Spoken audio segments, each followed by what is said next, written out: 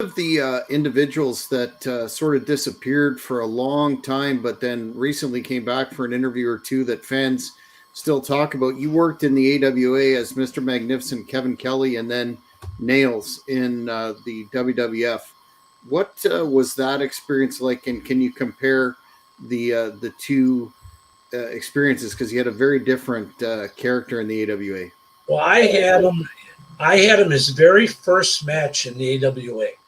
Wow. It was in Milwaukee, and we were doing a tag team tournament, and it was me and they put me and Brad together for some reason, and they had Regal with Kelly, and Vern was in town, and Vern said, "We haven't smartened him up yet. Don't talk to him in the ring." Now, this is a guy who's 320 pounds, whose muscle on his arm is bigger than I am.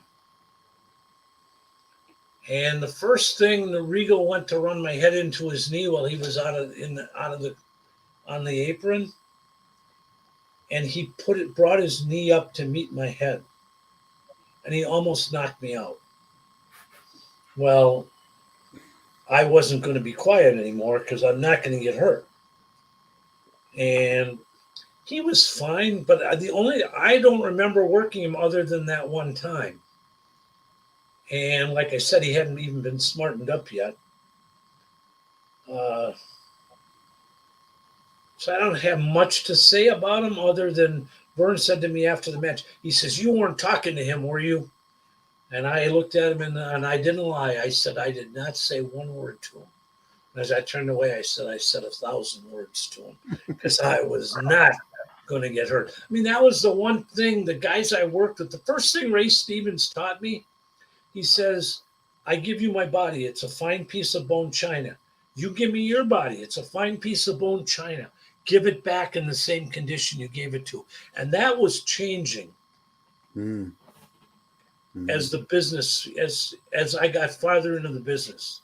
You had guys like the Road Warriors who were told down in WC, well, it was Georgia at the time, they were told, just beat the hell out of the job guys. So when they came to Minneapolis, I told Greg, I said, "I'm not working with them." And they came and we did a show in Hammond, I believe. Eddie Einhorn had bought in, and Hawk was mad. He says, "Who the hell are you to not work with us?" I said, "I'm a guy with a job on Monday." And then about 5 years later, I was booked with them in New York. And I didn't have the pull in New York, pull myself off. So I went and found Joe, and I said, "Joe, you got your chance tonight." He says, "Ah, shit, you were smart not to work with us back then. We didn't know what the hell we were doing."